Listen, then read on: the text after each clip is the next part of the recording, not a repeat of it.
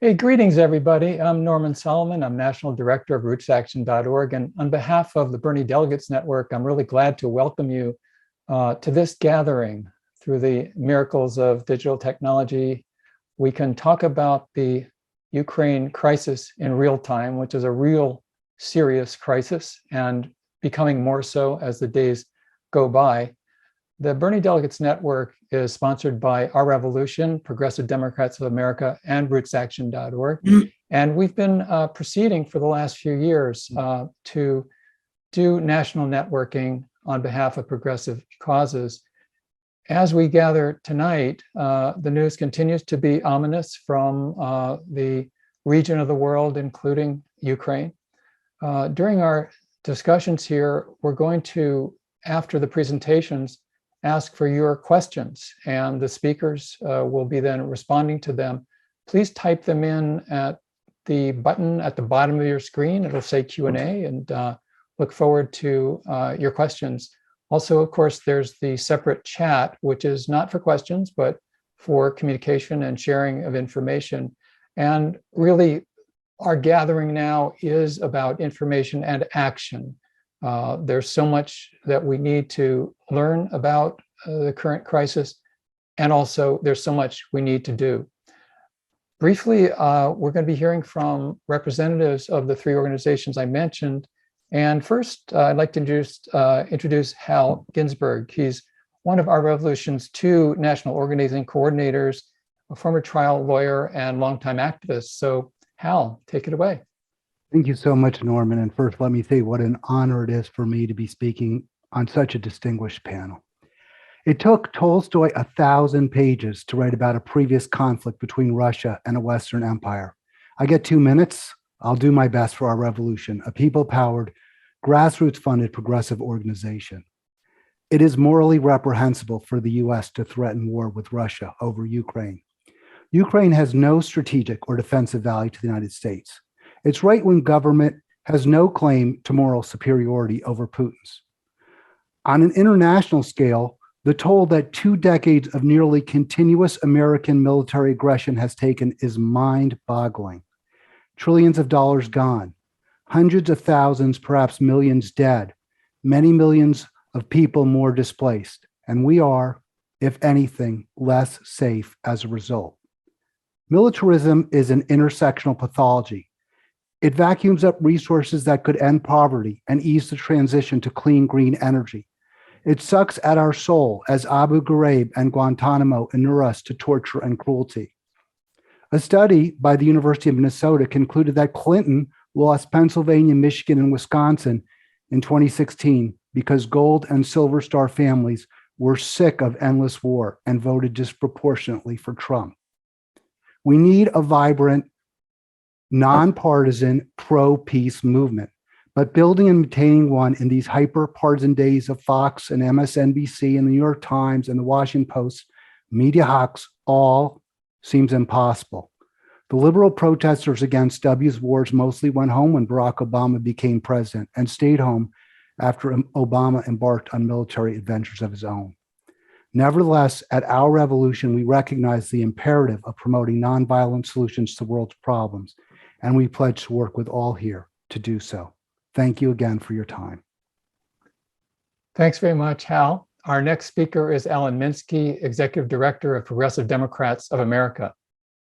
Thank you so much, Norman. And, PDA was founded in 2004, right after the Democratic Convention in Boston, in which John Kerry was nominated, and he pledged to continue the Middle East wars, but to supposedly manage them better than the Bush-Cheney administration had. And as the executive director of PDA, when a crisis like this is here and could explode into a full-on hot war, it really is something that PDA will go fully into action with. And I want to point towards every Tuesday evening or every other Tuesday evening, Code Pink has events called Code Pink Congress, where at the end of the calls, and PDA partners with these, we call in to our Congress people. And I think this is a great model in the digital era. And if this war commences, which we hope it does not, but if it does, I propose that all of our organizations together, along with Code Pink and other allies, adopt that model in which we meet, we discuss with each other, and at the end, we all get on and we call our elected representatives on Capitol Hill and register our opposition to the war. It is certainly something that PDA will do. Our National Congressional Liaison Program will kick fully into gear if, again, a war does start in Ukraine and Russia with America's involvement. And so that's really what I wanted to say today, and put forward that model for digital organizing. And let's hope we all don't find ourselves on those calls in the coming days. Thank you. Thanks, Alan. Our next speaker is Sam Rosenthal at Roots Action. He's managing editor at Progressive Hub. Thanks, Norman, and hi, everyone. Glad that you're joining us this evening. We're hoping that this evening can not just be educational, but can also help point you towards action that you can take so that you can let your voice be heard, let your elected officials know that you don't support any further escalation in military conflict or overt military conflict in Ukraine. At Roots Action, we've always had a strong focus on foreign policy, and we have a newer initiative that we've launched called Progressive Hub, where we're really trying to combine sort of the latest news with action you can take. So we have a site that we've launched, nowarinUkraine.org. I encourage everyone to visit it. There you'll find a sort of switchboard of resources where you can get involved. You can email or call your member of Congress or the White House. There's also a petition to NATO countries that we've set up there.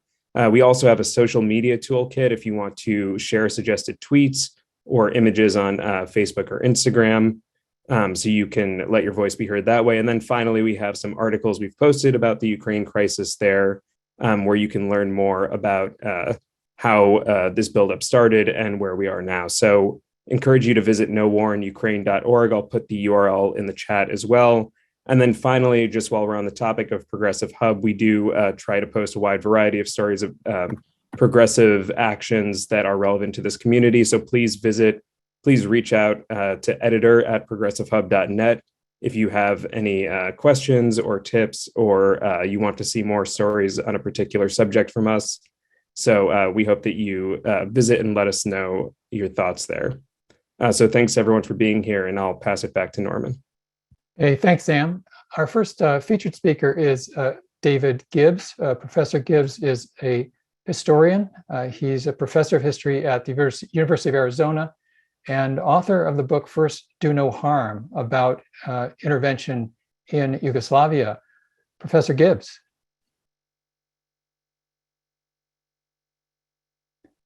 And we'll ask you to unmute yourself. Thank you. Sorry.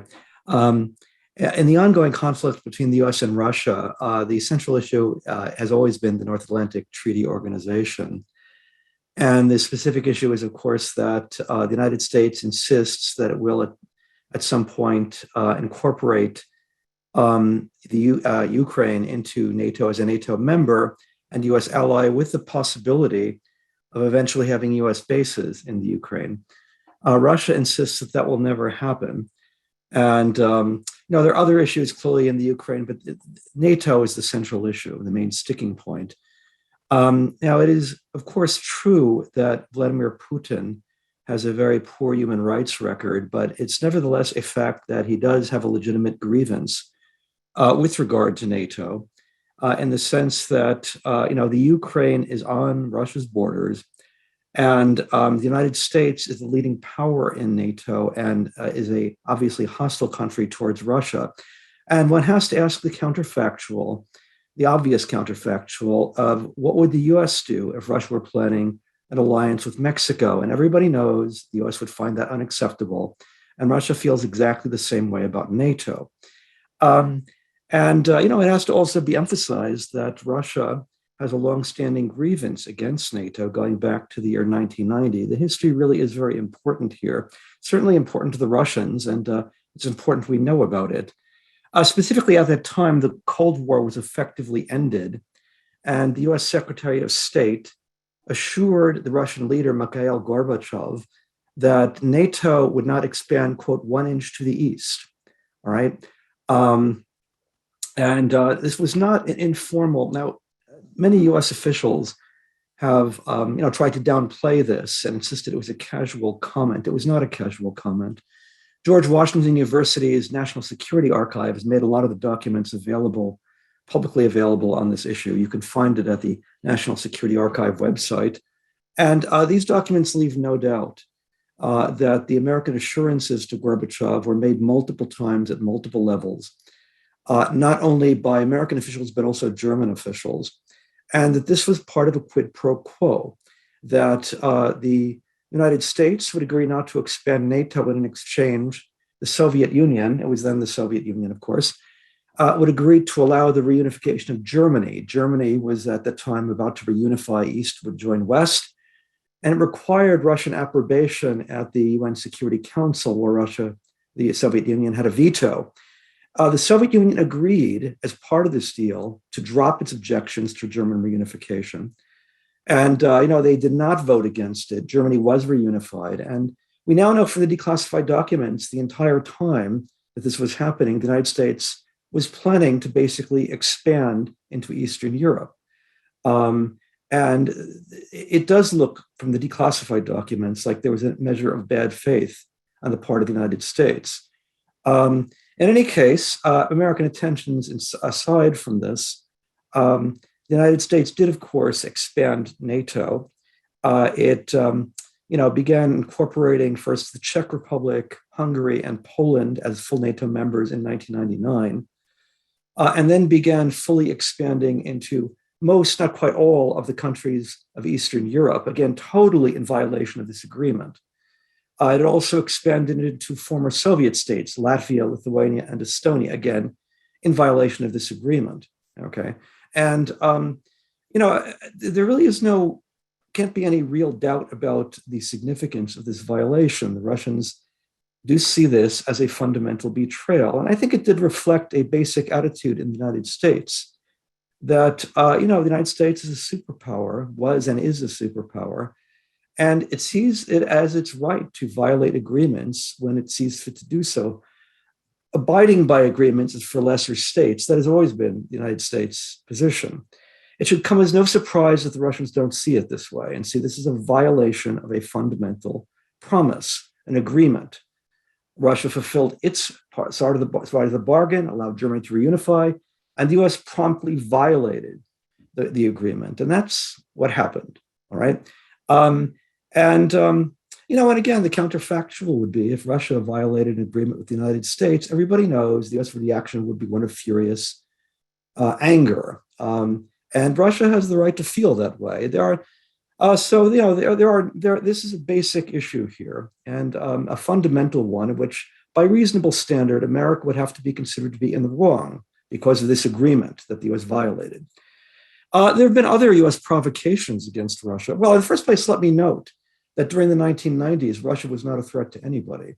That there were petitions, there were letters being sent by top former officials, ambassadors, protesting the US plans to expand NATO, noting that Russia's threatening nobody. There's no need to expand NATO. And if you expand NATO and violate this agreement, that'll provoke Russia and make it aggressive. Such hardline figures as Paul Nitze, a longtime anti-Soviet figure, signed one of these letters. George F. Kennan, a leading hardliner during the early Cold War, again, called this one of the most basic mistake the US could make. But it went ahead anyway, in spite of these warnings, okay? It must be emphasized that the Russian leader at that time, Boris Yeltsin, was so compliant with US wishes, he was regarded as a bit of a US stooge. So much so that the United States, wanted to reassure his election. And so the US intervened extensively in the elections of 1996 and made sure that Yeltsin won the elections. Not only did the US do this, but the American officials boasted about it. After Yeltsin was reelected, Time magazine had a cover story that had a large caricature of Yeltsin on the cover. And the title was "Yanks to the Rescue, the secret story of how American advisors helped Yeltsin win." It's worth noting that basically Americans have long been furious about alleged Russian interference in the 2016 election. But for some reason, people have forgotten about US interference in Russia's elections, which almost certainly was on a vastly larger scale.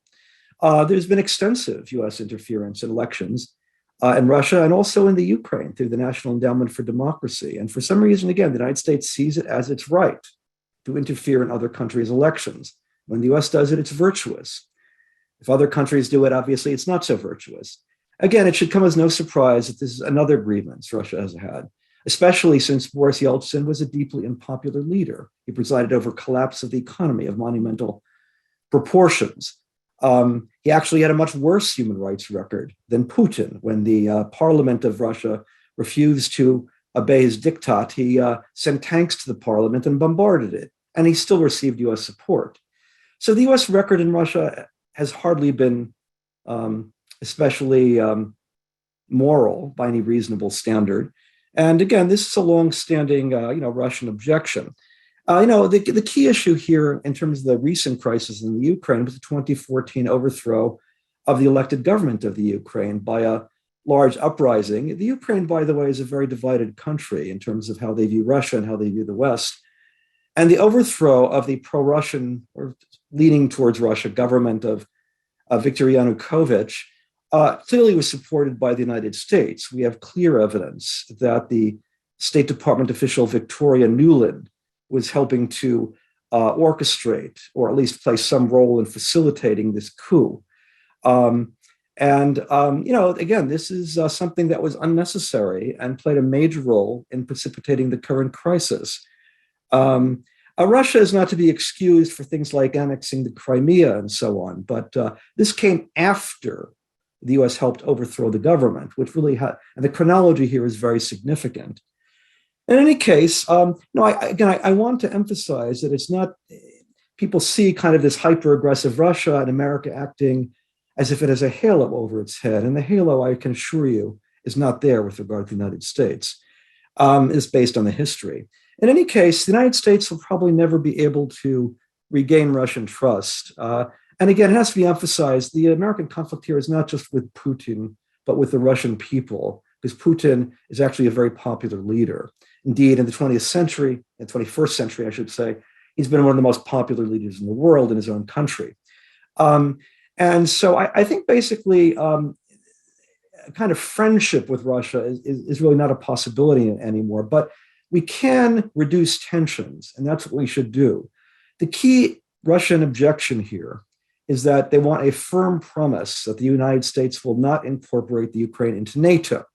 That is a perfectly reasonable thing to request on Russia's part, and the US should honor that request, especially since the US has already agreed not to expand NATO in 1990. It would merely be operationalizing that agreement for the first time.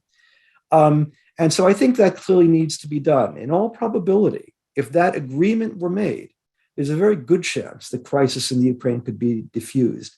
And clearly that's in the interest not only of the people of the Ukraine, but of the whole world, because we should not forget, both the United States and Russia have 1,000 active nuclear warheads, and the situation is extremely dangerous.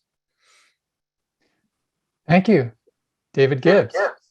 And our next speaker is Katrina vanden Heuvel, who is editorial director and publisher of The Nation magazine and president of the American Committee for U.S. Russia Accord.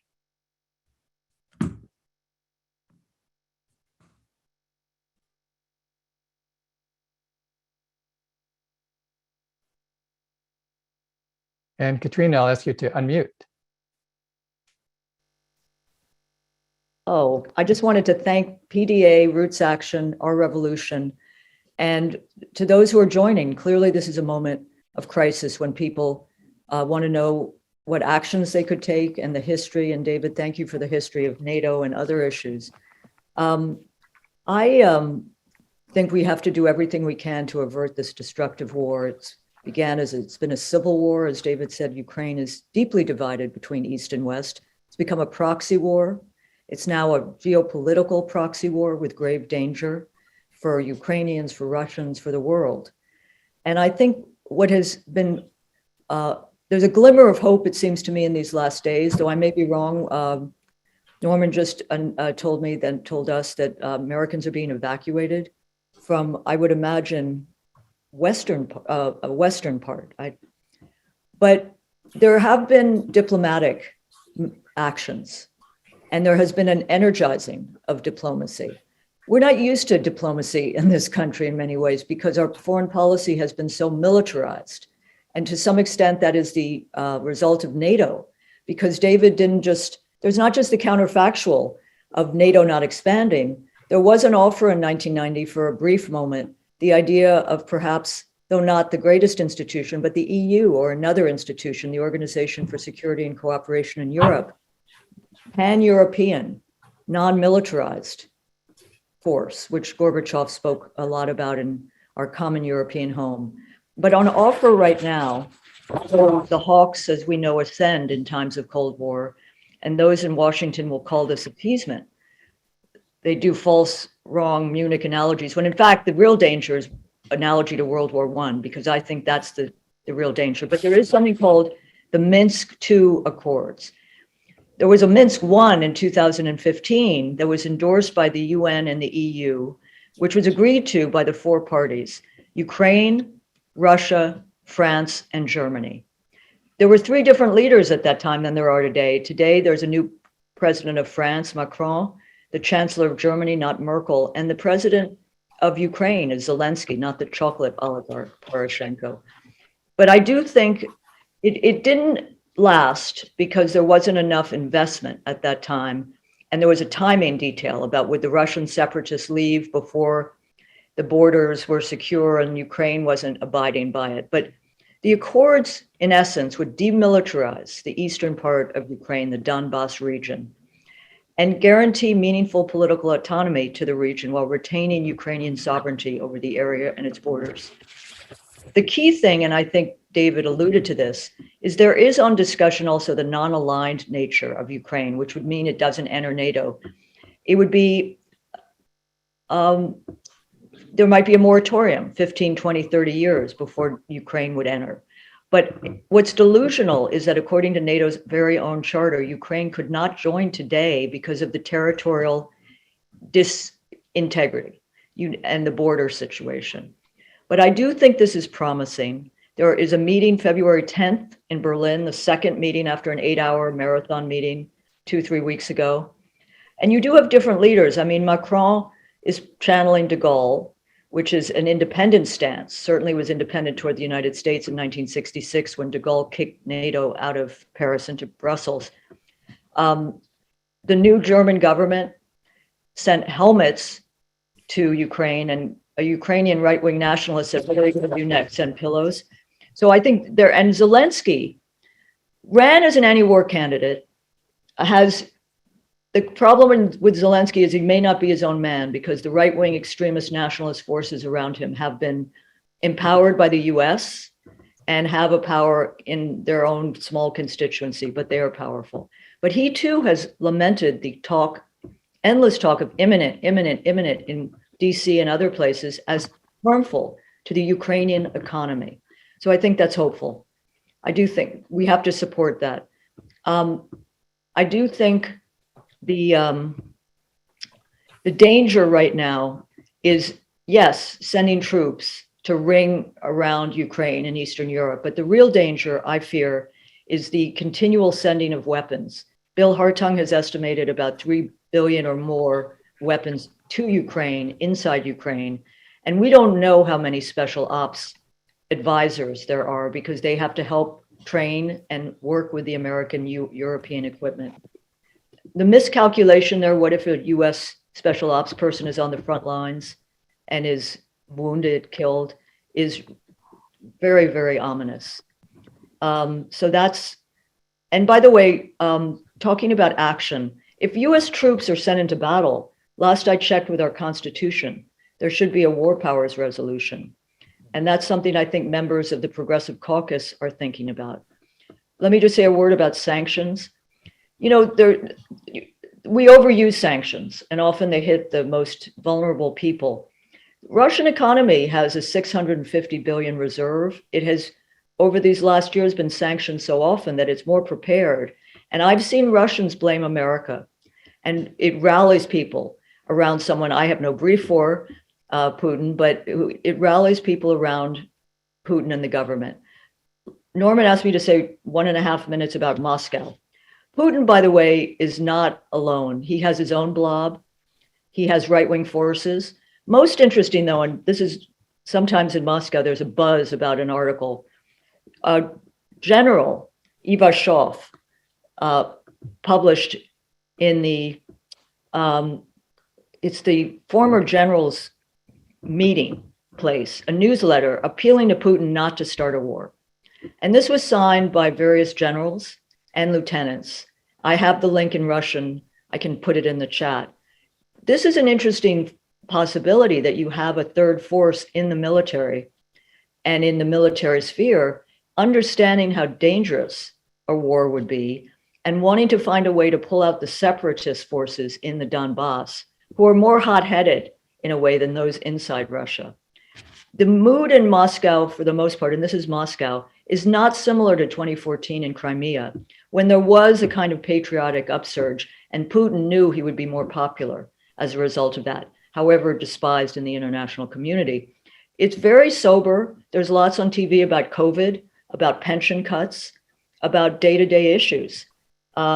There is talk of the Cuban Missile Crisis, because this is possibly the most dangerous confrontation between US and Russia since, but it's not what it was in 2014.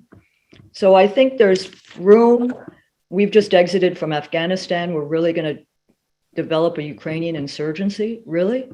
I mean, and I can't see the sanity of this. There's an insanity. So we should do everything we can in our communities, our representatives, who are now paying attention, by the way. The Progressive Caucus is now paying attention, but there's a lot of mobilization to do. So I'm grateful to be on this call. I will put in the chat also a reference to a letter that I've been involved with Russian and American independent women to appeal to our sisters in Ukraine, but to find a way to avert war. And there's some interesting names in it. Thank you. Thank you, Katrina vanden Heuvel. And our last speaker before we go to Q&A is Lindsay Koshgarian, who is Program Director of the National Priorities Project and a longtime activist. Thanks, Norman. And thanks to PDA, Roots Action, and Our Revolution for hosting us all tonight and for everything that you do to promote peace over war. So I want to talk about the decision about what to do about Ukraine doesn't happen in a vacuum. Whatever we decide, there will be consequences for other things that we care about as we invest in war again at the expense of other priorities. I'm going to talk about the costs of war, the lost opportunities of war, and the alternatives to war. First, war in Ukraine is likely to cost more than its architects expect. In quite a literal sense, because predictions about the costs of war are notoriously unreliable and inaccurate. We've seen this time and again. Second, war in Ukraine would cost us at home too. It would detract both attention and budgetary resources from addressing the truly urgent problems we face, the problems of the pandemic, of climate change, of economic inequality, and white supremacy. Third, we need to oppose military action in Ukraine today, but we also need to fight for change that will make this same fight easier the next time there's a similar situation.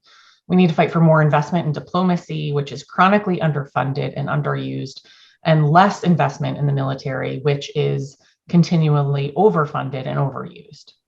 And we need to fight for a different approach to foreign policy that doesn't always turn to military solutions first. If we commit to doing those things, the next time a crisis like this happens, we'll be in much better shape.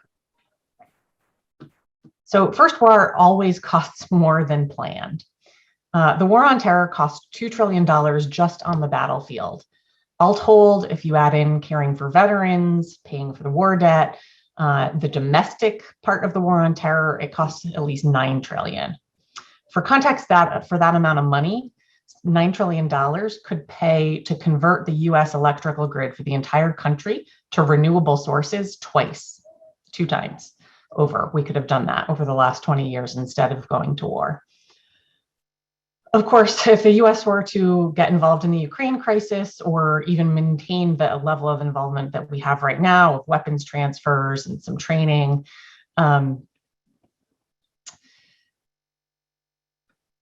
it may not cost as much as that, but it's never possible at the outset to know what a war will cost. For example, at the outset of the Iraq War, Donald Rumsfeld famously said the war would be short. He said it would last, quote, 5 days or 5 weeks or 5 months, but it certainly isn't going to last any longer than that, end quote. So the point is that what may seem like a limited transfer of arms today or a limited training mission can always spiral. And even a US involvement at that level could become incredibly costly if it drags on, which it very well could. That's to say nothing of the possibility of all-out war, which would clearly be far more costly. And of course, no matter the size of the war, there are always human costs. And US efforts to bolster Ukraine's defense could counterintuitively have the effect of making fighting more drawn out and more deadly for civilians.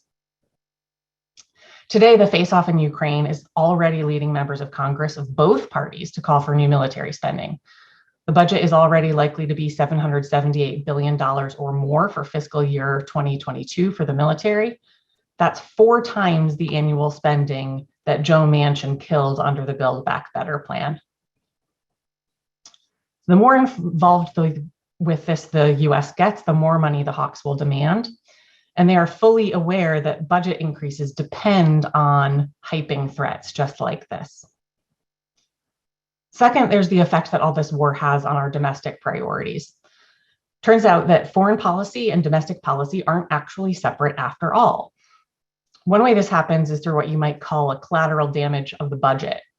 We face at least 3 major crises in this country right now, and Ukraine is not one of them. War in Ukraine would take budgetary resources away from other urgent needs, and it would give deficit hawks even more reason to attack spending on programs we need. It's already siphoning attention from other urgent priorities.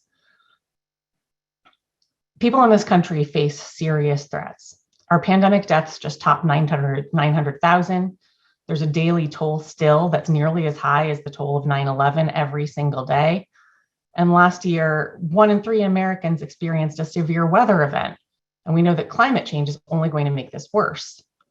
Even before the pandemic, 140 million people in this country were poor or low income. Efforts to fundamentally change that to build back better have floundered. All of these are contributing to the rise of right-wing fascism that threatens our democracy. So we have more serious problems than what is going on in Ukraine. Because foreign policy and domestic policy aren't separate, all of these problems also have both domestic and international solutions. And the more we spend on more, the less we spend on all of those. A few of the things that we need to be doing. We need to do more to prevent future pandemics. We need universal health care. We need to spend more to vaccinate the entire world so that we can prevent the development of new variants. We need immediate massive climate action in this country. And we need to invest in solutions for the global south, which is suffering effects of climate change, despite not having meaningfully contributed to the problem. On climate, war also risks our diplomacy. Even while US diplomats failed to reach an agreement with Russia in the last few weeks, US climate envoy John Kerry was holding climate talks with Russia. If relations between US and Russia deteriorate further, climate diplomacy becomes that much harder. We need to invest in solutions to poverty, things like the child tax credit and universal childcare, and we need to invest more in ending global poverty, much of which has been exacerbated or caused by our colonialism, the reach of our corporations, and our environmental destruction.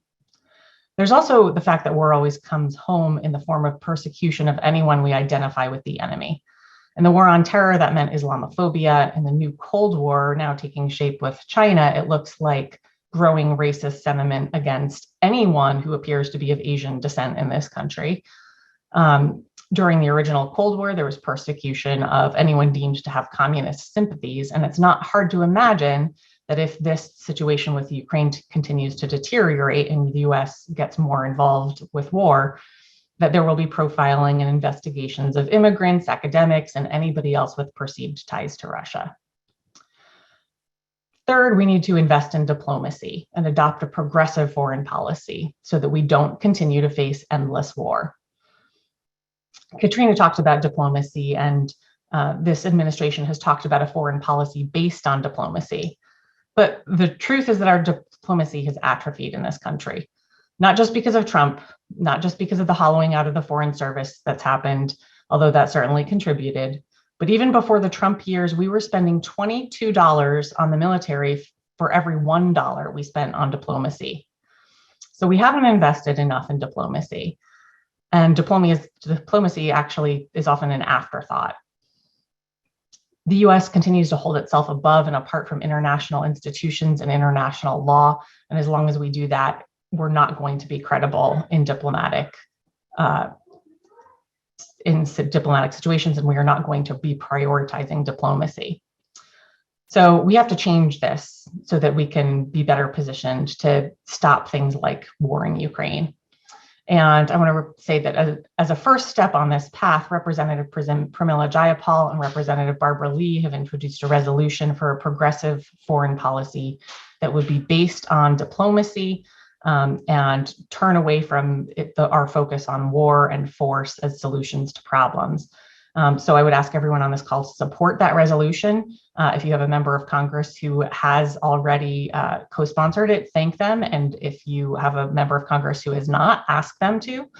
And then, of course, in the short term, we need to call our members of Congress also to oppose any military intervention in Ukraine because it will cost far too much. Thank you. Thank you, Lindsay Koshgarian. And we're going to, in a moment, go to the Q&A. A number of questions have come in via the Q&A button. Before we do that, I want to share some news that came in a couple of hours ago from the office of Representative Peter DeFazio.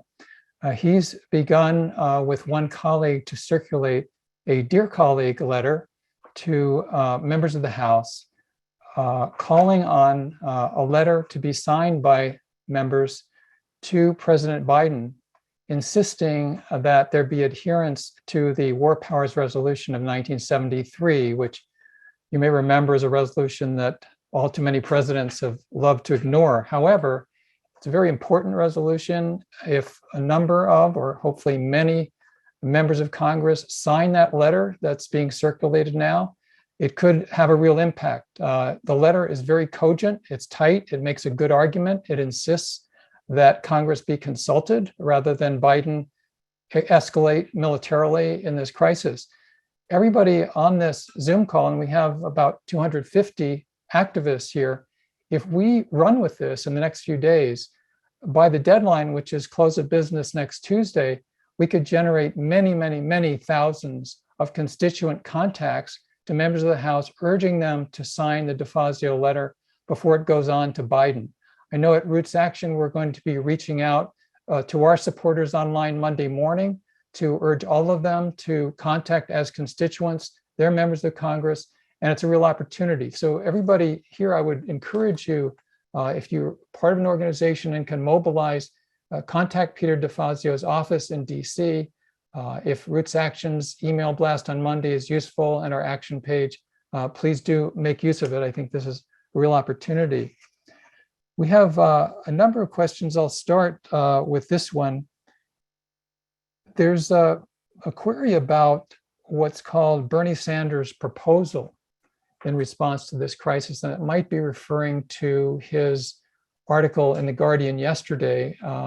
But I wonder if any of the panelists have a comment on what Bernie put forward.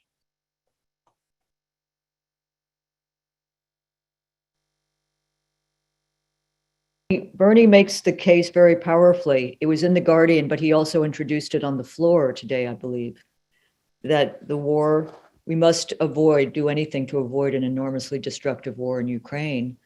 And he says similar things to the panelists. The costs of war, what we squander by way of opportunity, that we need to get our own house in order. He has no brief for Putin, but he's disgusted by the drumbeats of war, the hawks ascendant, charges of appeasement. Does he make a specific?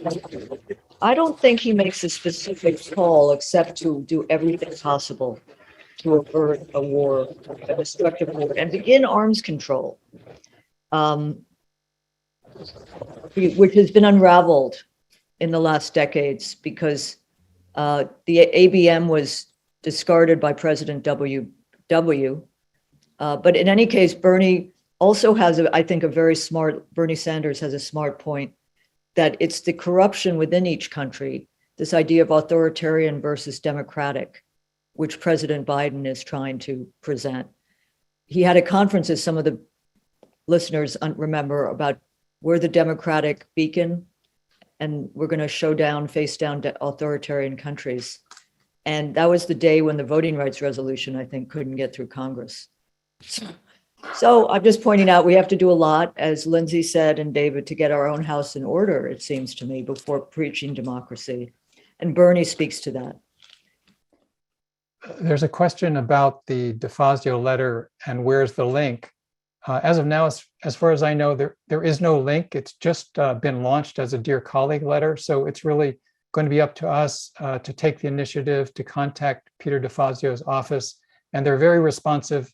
They confirm that they do want activists to generate a lot of constituent contacts to get members to sign in the next several days. There's a question directed to David Gibbs. Why aren't more academics taking a leading role in opposing militarism and saving democracy? Okay. There's a perception of academics as being far left, and I've always said that that's a complete myth. There's nothing to it whatsoever, in my view. On foreign policy and economics, academia tends to be quite conservative. And there's a long-standing history in foreign policy of linkages between political scientists and historians who engage in this topic and the Central Intelligence Agency, and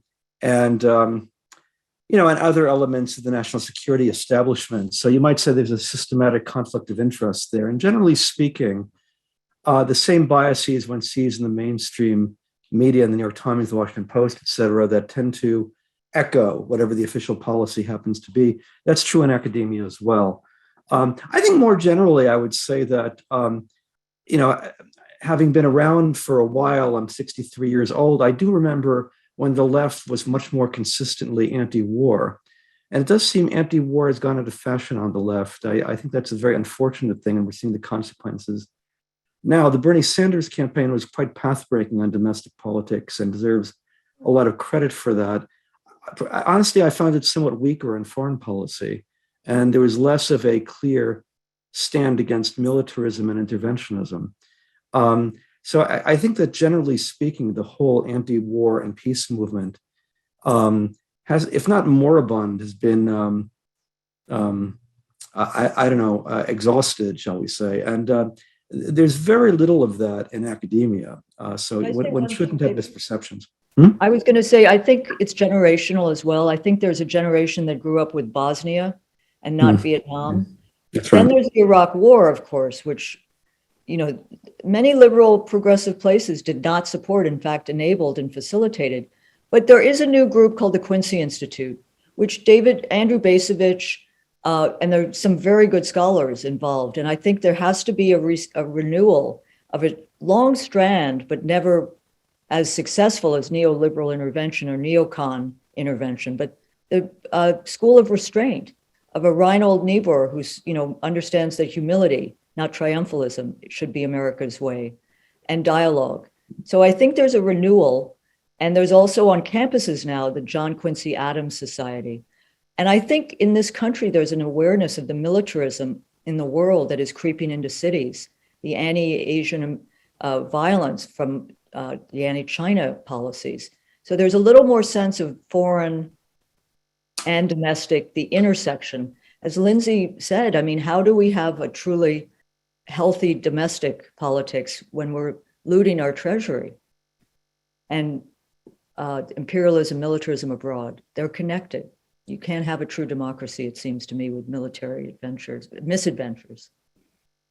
But there are people, not enough. And I know the question was about academics, but just on the question of sort of younger generations, I think that another aspect is that clearly young people today see the existential threat as climate change. Right. That is the top of their mind.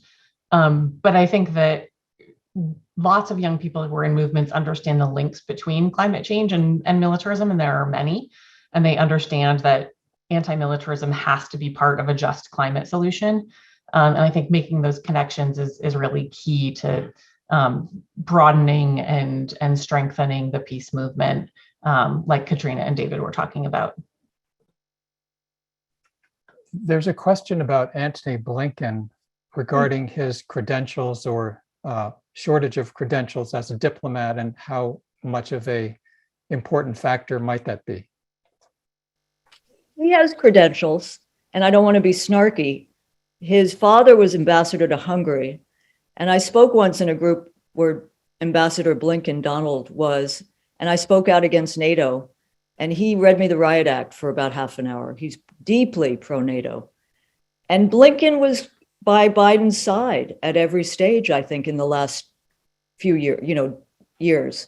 So you pay back, there's payback, but he's been marinated in disasters, and, I don't want to demean family, but there's a family tradition. We have a question about the presence of defense plants, or I prefer to call them military plants, in Connecticut and elsewhere that mitigates against members of Congress actually challenging militarism, because so many jobs we're told, are created by these ongoing manufacturing plants. So the question is from this person attending, how might that dynamic be best countered at the grassroots level?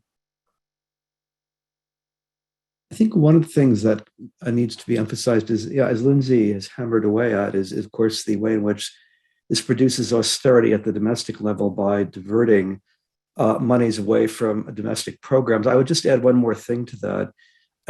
Economic studies show that for a given level of investment, military spending creates fewer jobs than most forms of domestic investment in things like infrastructure, education, and the like.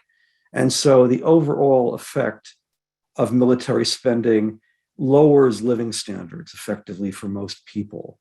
And I think that in terms of activism, that's probably one of the most potent arguments we can make. Secular amen, because I think the problem is military Keynesianism developed this country. And it's very hard to talk about taking down defense corporations because jobs, but what you said is so true. I do think there was the Nuclear Posture Review, which is every few years, a statement is coming out in this month, but the national security strategy elevated Russia and China to challenges, threats, downgraded counterinsurgency. And I think some of that had to do, not all, but with big weapon systems, because you don't need them for counterinsurgency, but you sure as hell need them for Russia and Ukraine and China. Yeah, if I might add on that, just that we definitely have a huge problem in Congress on this. And I think what David and Katrina said are huge parts of the answers. But there are members of Congress who have significant numbers of defense jobs in their districts, but will still vote every time for defense cuts. And there are very few of them, which is why we can't win on this, but they do exist. And I think part of the answer, and I'm now speaking as myself because I'm completely nonpartisan and non-electoral in my work, but there have to be more of those people. We have to have more people who have enough of a personal commitment and enough of a commitment to their electoral base that they're progressive on this and that they're for peace, that they will vote against that. And we also need to have in place jobs for the people who lose jobs. We need to have real, legitimate promise of there will be a job for you when this job goes away. And right now we don't have that. A perhaps related question, at least on the economics. One person has asked, in terms of oil and gas, to what extent might the issues of access to oil and gas be true motives for the current crisis? And the question also goes on to ask, might oil and gas be more of a factor than NATO's agenda per se? I always like to look for economic motives, and to be honest, I do not have immediate information on the specific role of oil and gas in terms of influencing U.S. policy. Overall, I would see the issue of the military-industrial complex, you want an economic factor, as probably the more significant factor here, in that in the expansion of NATO as it began in the 90s, some of the major lobby groups in favor of expansion were heavily funded by the military sector. And they've been major, not only supporters, but they've also gained from it, because as new former communist states were incorporated into NATO, as part of the deal, they were expected to scrap their former Soviet equipment and buy US or Western European manufactured weapons instead, to enormous benefit to the weapons sector. And so I would see the weapons sector as probably being the more significant variable here. It's a factor to be contended with in terms of the David is so right. There used to be a lot. NATO had lobbyists in Washington, former defense company employees. It's not a coffee klatch. I mean, there is this compatibility issue. So I think that, I wanted to say something just briefly about weapons flowing into Ukraine. Someone has a question about the Azov battalion. There is legitimate reporting on the right-wing extremist neo-Nazi groups in Ukraine. And we've had a wonderful Ukrainian writer on this. But Ro Khanna years ago did put a halt through legislation on weapons being sent to Ukraine because of the extremist nationalist battalions. If we're funding inside Ukraine, imagine if many of these weapons fall into the hands of the Azov battalion. We've seen this in Afghanistan. You can't control where weapons end up. So there's a threat being created by this threat to humanity. In terms of flashback, as you used to say, if you go to the end of 1979 and 1980, the enthusiasm for the US arming and training the Mujahideen in Afghanistan was simultaneous with Jimmy Carter slashing the domestic program budgets while upping the military budget. And so, hopefully this is not Groundhog Day again. Seems to have some signs of that. A couple of questions I think I would pair together. One is, what about Putin's statement that, quote, Ukraine is not a real country? What does that imply? And another question is asking for more information about the situation with Crimea. Well, I think the Crimean one is very unfortunate because, Russia, after the 2014 coup, annexed Crimea. Now, on the one hand, Crimea, I believe, is 90% Russian speaking, so almost certainly the people of Crimea welcome this. The Russified areas of the Ukraine, which are substantial, look to Russia as their protector. On the other hand, this was clearly an illegal act. And unfortunately, it's probably irreversible, because once you establish sovereignty in a territory, it's very difficult to turn that back.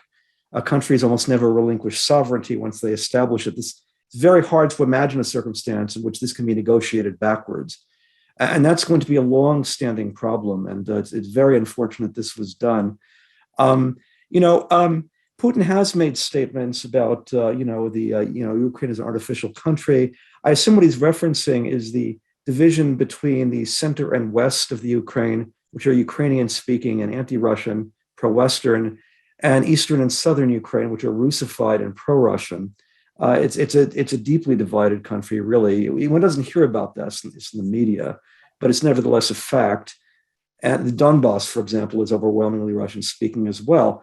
I think what it comes down to is as unattractive as Putin's and unjustified as Putin's interventions have been in the Ukraine, particularly in the Crimea, it must be said that this would not have happened if the Yanukovych government had not been overthrown in a coup. That's what precipitated this whole crisis. And none of this would have happened if the US had abided by its agreement not to expand NATO.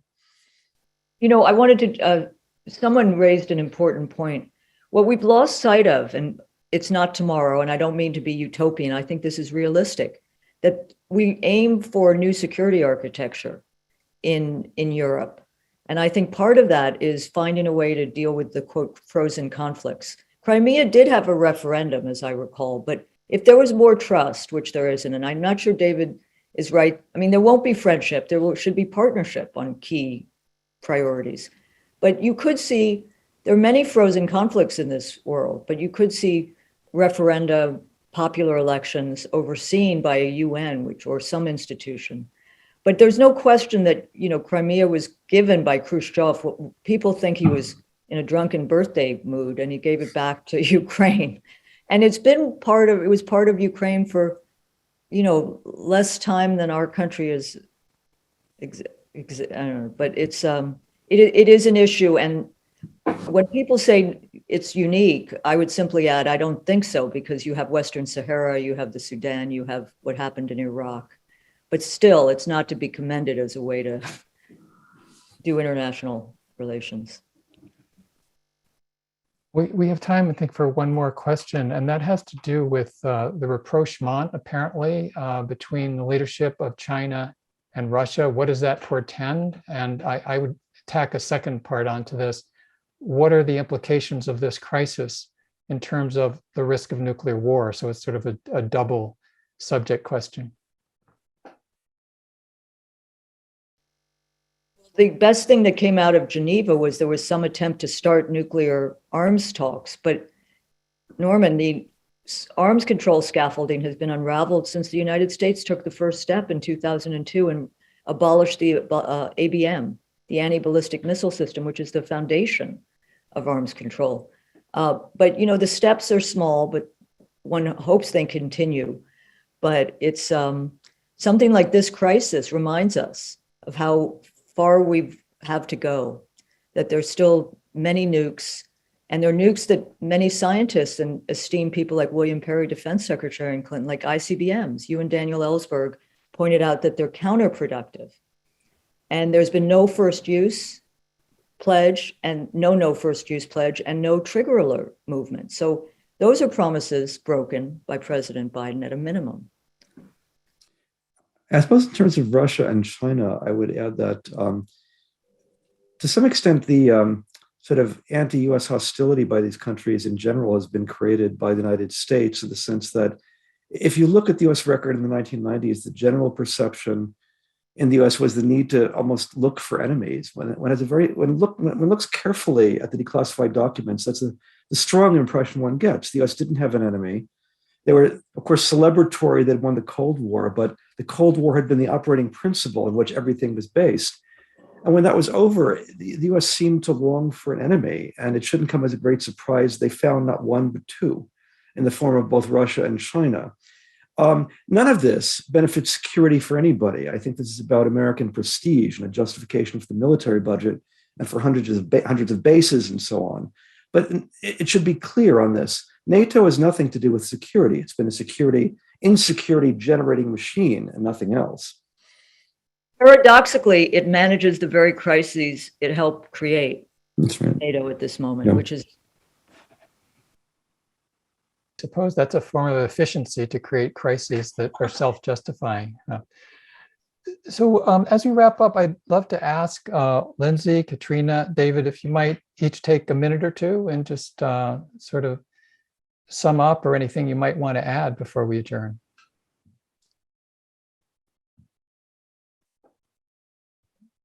So who would like to go first?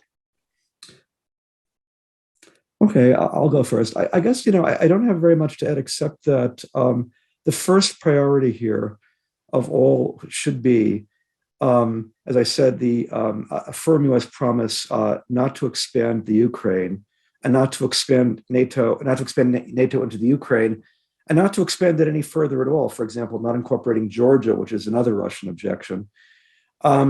And then basically, once that is done, I think it should be looked into the possibility of enforcing the Minsk agreements internally in the Ukraine to diffuse the situation of civil war in the Donbass. The Minsk agreements, there are two of them, provided for an end to external intervention in the conflict, combined with promises by the central government of the Ukraine to give regional autonomy to the oblasts of Donetsk and Luhansk, as well as the reincorporation of those now separatist oblasts back into the Ukraine. I think all of this would be much more likely to happen efficiently if there were the de-escalation of the superpower tensions, basically, in which the United States stopped egging on the Ukrainian government to continue to prosecute the civil war, and if the Russians would stop arming the militias in Donetsk and Luhansk. But again, that all hinges upon the Ukraine becoming a neutral party. The model, I think, that some suggest, and I think it's a good model, is the 1955 Austrian Treaty. It's forgotten that Austria was like Germany, divided between a Soviet sector and an American sector after World War II. Vienna itself was a divided city. In 1955, the foreign forces were withdrawn, including the Soviet forces, on the condition that Austria would be a neutral country in the Cold War, which it was. I think it's time to think of the Ukraine as a neutral country. And that would be a start, perhaps, instead of de-escalating tensions in general between NATO and Russia. I think it was a colleague did a podcast with our favorite columnist, Thomas Friedman, the other day, who has come out in support of what is called Finlandization, which is interesting, the non-aligned. I simply wanted to thank all the organizations for this event. It's very important that people stay engaged. This may be a long process, and time probably plays on our side in the sense of averting war, though the miscalculation. I wanted to ask those on the call, if you have a chance, go to U.S Russia Accord.org. U.S Russia Accord.org. It's the American Committee for U.S Russia Accord, and there's a lot to read there. And there's alternative reading. What we're doing right now is heretical almost. I mean, we're expressing ourselves, we're dissenters, creative dissenters, but we're really not dissenters. We should be the mainstream. But the ability to stigmatize those, as we've seen the speaker, the press people, right, of the White House and the Defense Department the other day, to stigmatize those who are asking legitimate questions, accountability questions, as giving comfort to Russia or parenting Russia talking points. This has been used through time in our country to shut down legitimate debate. And what we need in this country, last I checked, in all American virtue, debate, not one hand clapping. And last thing I'd say is visit thenation.com. In 1997, a special report, The Case Against NATO. Now, you know, we should be able to implement this, but the case against NATO, we gotta be active. And Lindsay. Yeah, thank you. Thanks again for hosting this, and thanks to everybody on this call. I know we're preaching to the choir today, and all of you are calling Congress and having meetings and doing the good work on this. So I want to appreciate everyone for that. And I'll just reiterate that, you know, we will find ourselves in this situation again and again and again and again until we fundamentally change our foreign policy. We might even see what's happening with Ukraine right now as a dress rehearsal for someday down the line, not that far away, an administration claiming that China is just on the verge of invading Taiwan, and then we'll have a whole other situation. So we really need to, whatever steps we're taking today to stop what's Ukraine from going in the wrong direction, we really need to continually have in mind that there is a bigger problem here that we need to solve. Well, I'd like to think, and I believe this is, our gathering this evening is another step towards mobilizing the choir. And we know historically, when the choir gets bigger and really organizes, we can change history in real time, which is much better than looking back at it when it went off the rails. Really, on behalf of the Bernie Delegates Network and all three of the sponsoring organizations, I want to thank everybody who's been on this Zoom call, and certainly, especially including the speakers, David Gibbs, Katrina vanden Heuvel, and Lindsay Koshgarian. And to underscore that this is an ongoing process, please stay in close touch with Progressive Democrats of America, with Our Revolution, with us at Roots Action, and our website now, the website is nowarinukraine.org. And as Katrina mentioned, thenation.com is an ongoing source of articles on this crisis, including in addition to the American Committee for U.S Russia Accord. And of course, David Gibbs continues to generate very important articles about NATO and these issues. So thanks to everybody, and onward and upward. Thanks so much. Thank you. Thank you.